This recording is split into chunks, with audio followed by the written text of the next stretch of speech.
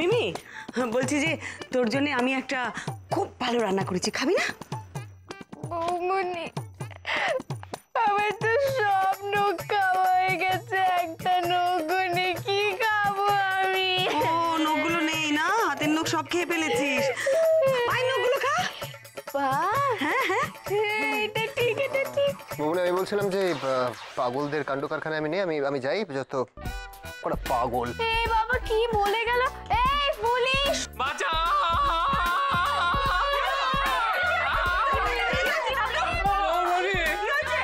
আমার পাটা আটকে গেছে, পেটে বের করতে হবে। আমি একটা বুদ্ধি দিচ্ছি, হাতটাকে সরিয়ে পাটা বের করে নি, সিম্পল।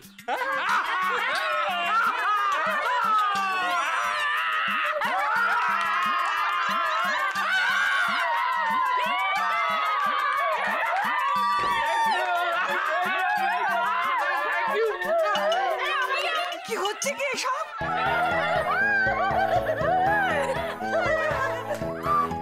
দেখুন না মা, আবার সেই সিদ্ধিকাণ্ড।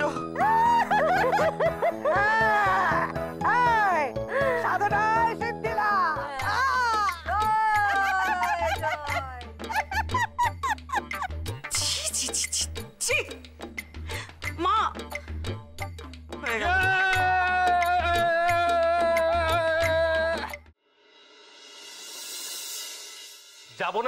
যাবো না, আজকে আমি কিছুতেই বাড়ি থেকে বেরোবো না, ব্যাস। দেবল তুমি কি এখনো স্কুলে পড়ো যে লক্ষ্মী পুজোর পরের দিন অবধি তোমার অফিস ছুটি থাকবে? এই শোনো, কোর্ট অনেকদিন পর্যন্ত ছুটি থাকে, সবাই জানে। তোমার বাবা আমাকে বেশি করে খাটানোর জন্য খালি ডাকছে। দেবল এখন অবধি কোনো কেস এলে না বাবাকে সওয়াল করতে হয়।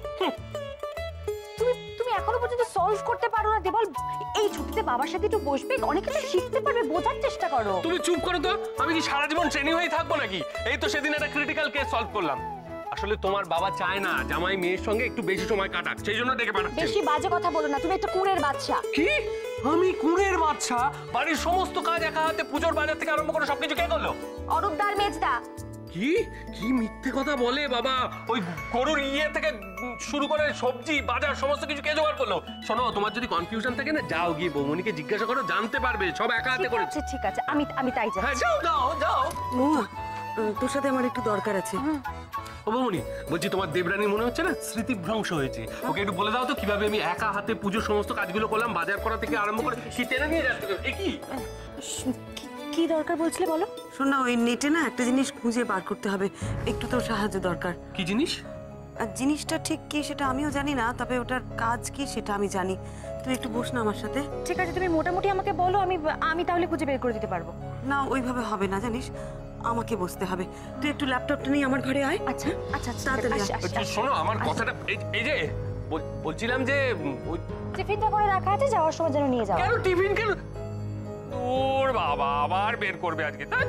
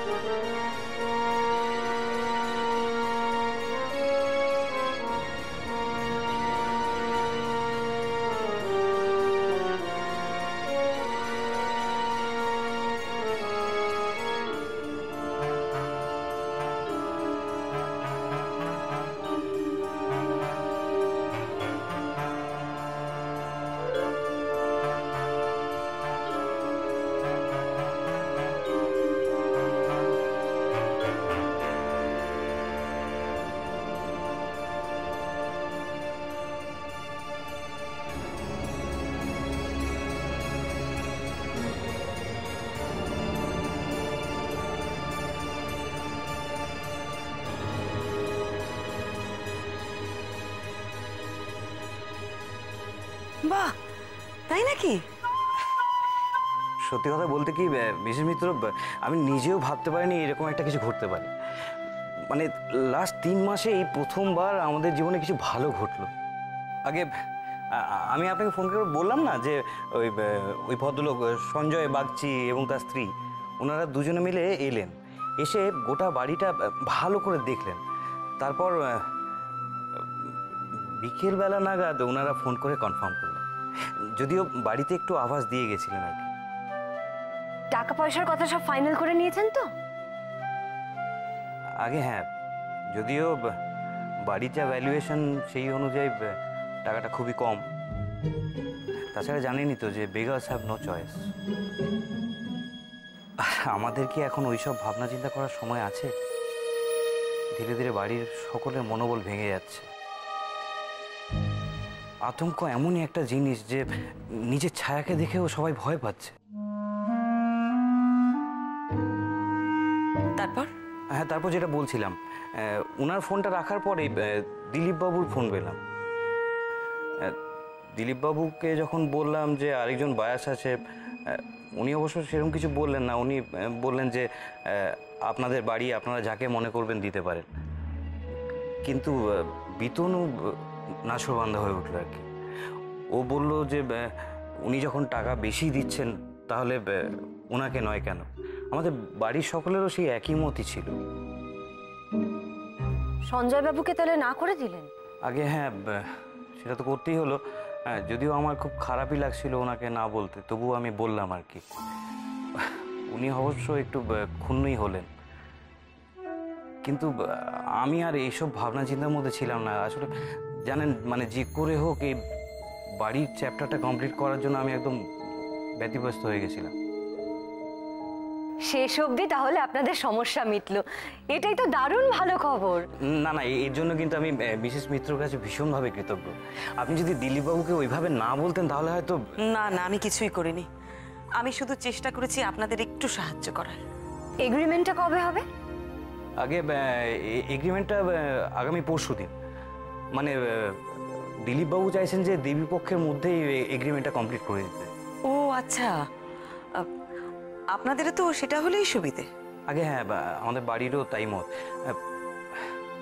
মিসেস মিত্র, আমার একটা আর্নেস্ট রিকোয়েস্ট ছিল আপনার কাছে।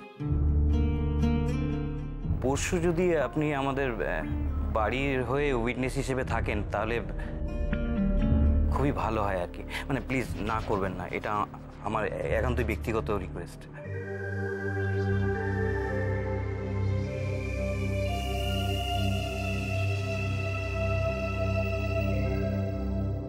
বেশ, আমি থাকবো। আপনি এলে তবেই কিন্তু এগ্রিমেন্ট হবে। আমরা কিন্তু বাড়ির সকলে অপেক্ষা করবো আপনার জন্য। আজ তাহলে উঠি, নমস্কার। নমস্কার। দিদি ভাই, কি মনে হচ্ছে গো? ভূতনলি আর ভূত এবার শান্ত হবে? লাহিড়িদের তো উৎখাত করেই ছাড়ছে। আমি একটা কথা ভাবছি নন্দা। কি গো? দেখ, ওই বাড়িতে তো প্রত্যেক রাতে কিছু না কিছু ভুতুড়ে কাণ্ড ঘটছে। আমি ভাবছিলাম আজ রাতে যদি লুকিয়ে আমরা ওই বাড়িটার উপর নজর রাখি, দেখি না কোনো ভুতুড়ে কারবার ঘটে কিনা।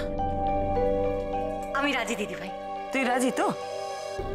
তবে এর জন্যে আমাদের একটু অরূপের সাহায্য লাগবে।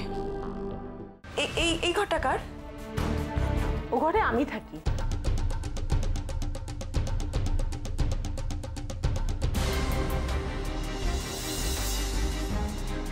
এখানে সব কথা ভূতের ভয়, আমি আর এখানে থাকবো না।